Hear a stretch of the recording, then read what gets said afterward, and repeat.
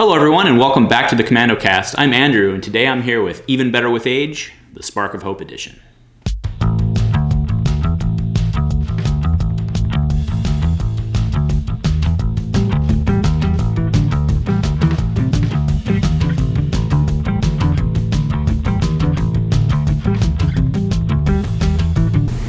Hey guys, welcome back to episode 35 of the Commando cast. So this one is off schedule. I do realize we usually do one per week and I'm throwing more at you. The reason is this episode, I actually did something similar in episode 17. I looked back at cards that I thought were going to be relevant going forward right before the Convergence release. And I wanted to do that as well for this next set, which is what I'm doing now. The problem was I'd kind of been working on this episode and it wasn't really time sensitive because we had a couple more weeks or so we thought, and then the set dropped a lot earlier than we thought. So I wanted to make sure and get this out before cards are starting to be spoiled. I do know that somebody in Canada, I guess, just like a couple hours before I started shooting this, did get some. So I do expect to see cards actually spoiled over the weekend. But that's okay. It doesn't take away anything. Because again, I'm just looking at cards we already know that I think are going to be really relevant in the next meta. So what I'm going to do is I'm just going to throw some characters up, go through the characters one by one, chat about them, and talk about what the impact I think they're going to have.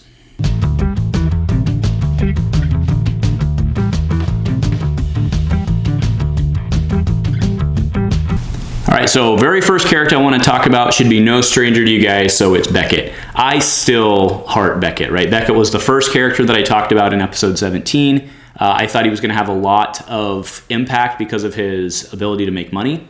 And I think that in the last meta, the only reason we didn't see him be very strong was really just because of Snoke, right? So now that Snoke has been errated, we've actually seen him popping up in some pairings, like primarily that Iden pairing, not just the speed version, but there's also a version around there that tries to get supports on the table, right? He and Iden are both leaders, so you can play the Mega Blasters version, obviously the Conscript Squad with both of them.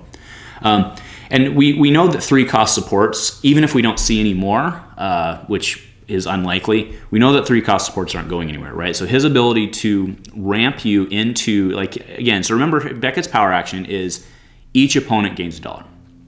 And even forgetting his special ability and stealing and all that, his ability to get that and guarantee you to be able to play that 3-drop that you need is still really strong and will remain pretty strong. So again, I really like Beckett. I like a lot of possibilities, right? There's I've even seen so we've seen a bunch of versions with him going around just with the current characters, which is Snoke, Beckett, Double Down, the Iden. There's all sorts of possibilities with Beckett, and the primary reason the possibilities are there is because he's 15 points, right? That's a real sweet spot. Granted, that does kind of make you go into a 2-wide unless you're playing some weird janky 1-die version. But there's a lot of possibilities. I would think that there's some characters coming out in this next set that we haven't seen yet that would pair well with him. So again, I think there's a lot of upside for Beckett, and I'm really excited to see what we can do with him in this next set.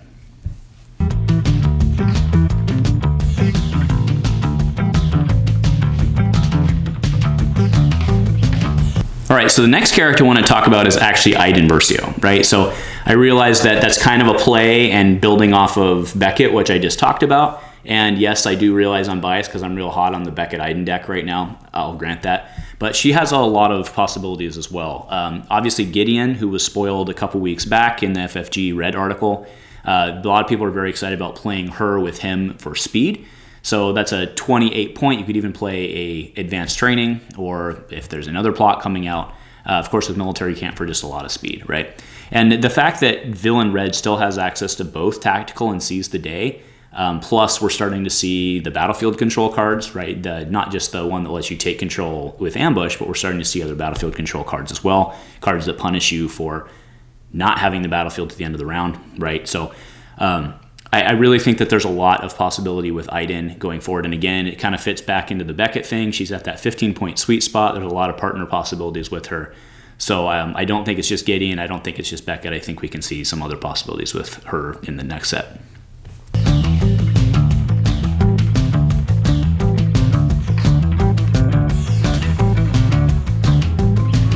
All right, character number 3 is Palpatine Unlimited Power, right? So Palpatine is just, and he's probably going to be on this list and forever until he rotates out, to be honest with you, because he's just one of these guys that keeps getting better, right? Any ability printed will just make him more versatile.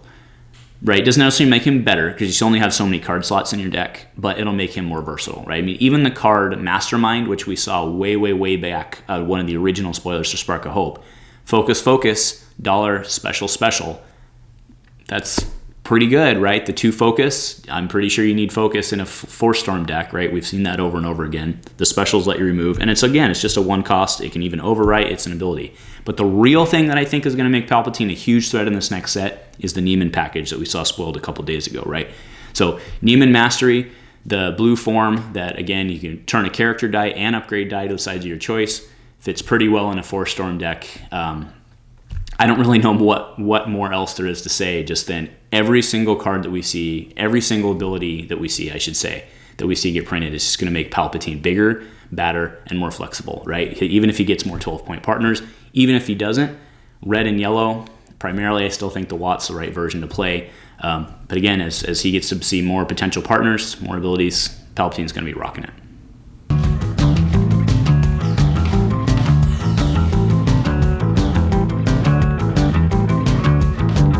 All right, so my 4th character does come with a disclaimer in that I don't think her deck lists are going to change much, but I still think she's going to be impactful.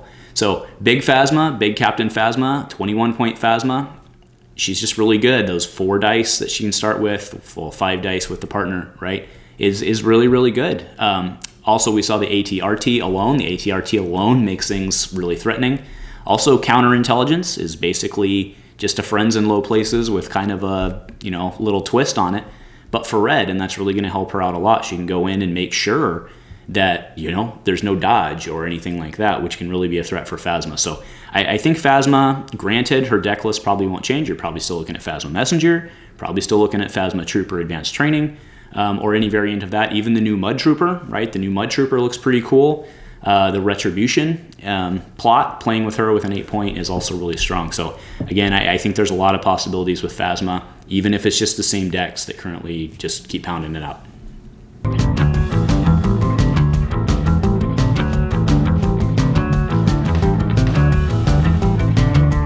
All right, character number 5, it's finally time to bring a hero to this list, right? So Ahsoka Tano is my 5th one, and this is Apprentice Ahsoka, right? So the reason I think Ahsoka has possibility is not just because Yoda's being reprinted in this next set, right? No doubt that Yoda's good. No doubt that that's kind of a really good, albeit obvious pairing for these guys.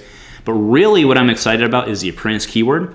It looks to me like the Apprentices, because primarily, I'm assuming because of Rey and Kylo here, looks like Apprentices are getting a lot of cards in this set. So I haven't seen any Apprentice cards yet that are super great for Ahsoka, but I just kind of get the feeling like they're trying to build on the Apprentice keywords for the Reylo pairing, and I think that Ahsoka stands to potentially benefit from some of those. So I do think that between her interesting partner in Yoda and just the upside potential on Ahsoka, I think that she's a card to keep watching in this next meta.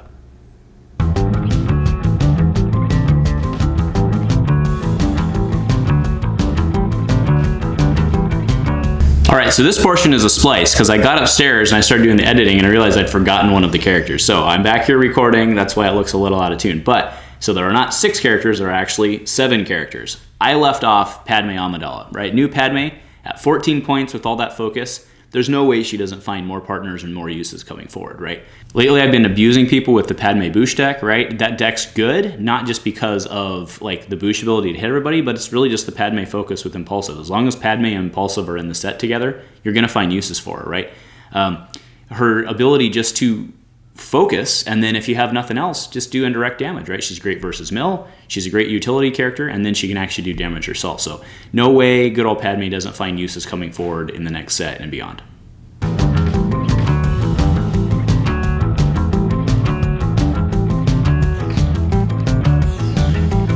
All right, so my 6th character is Vader, Terror to Behold, affectionately Vader TTB, right? There's not a whole lot to say about this guy, and again, I'm not necessarily saying that his deck lists are gonna change, but I don't see Vader not being relevant until he rotates out, right? The ability to just run this guy, I mean, he's in the same block as a Battle Droid, so they both rotate out at the same time, right? So Vader, Battle Droid, Retribution, Vader, First Order Stormtroopers, Force Order Stormtroopers in a later block and reprinted, they're gonna be around the whole time.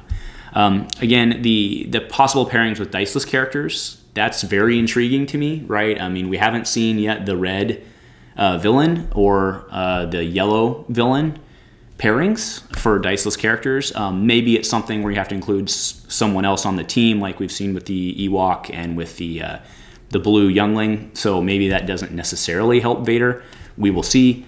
But again, think about it. If you could run, Vader with like a 4-pointer and a 3-point plot, like that may change the game, right? We'll just have to see. So, and again, I already spoke about this with Palpatine. I've been very vocal that I really think the Neiman package is just incredible. The Neiman package looks pretty good on Vader. Symbio actually recently was running Vader TTB and Battle Droid Retribution, and he kind of turned me on to Dark Council. Not a secret card, we've been playing it a lot, but it actually works really well in that Vader deck. It either has the focus or the extra card for reroll, and you always need it because of the Vader power action. It always feels like you kind of need a 6 card in your hand. So you're either focusing to what you need or you're getting an extra card to draw.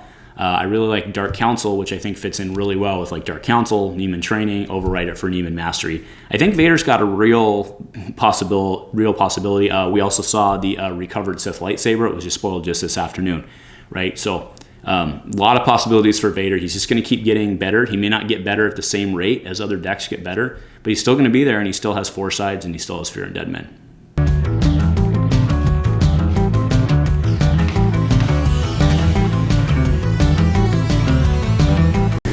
All right, guys, so those were the 6 characters that I just wanted to talk about today. There are others, of course, that I think will get better. Those were the main ones that I really wanted to talk about. So question I have for you is what characters are you looking forward to playing that already exist? Like, which guys do you think get better, either with new pairings coming up or just with other cards coming out? Like Han Biggs Falcon, I think still stands the test of time. Like, it's just fast and it can hit hard.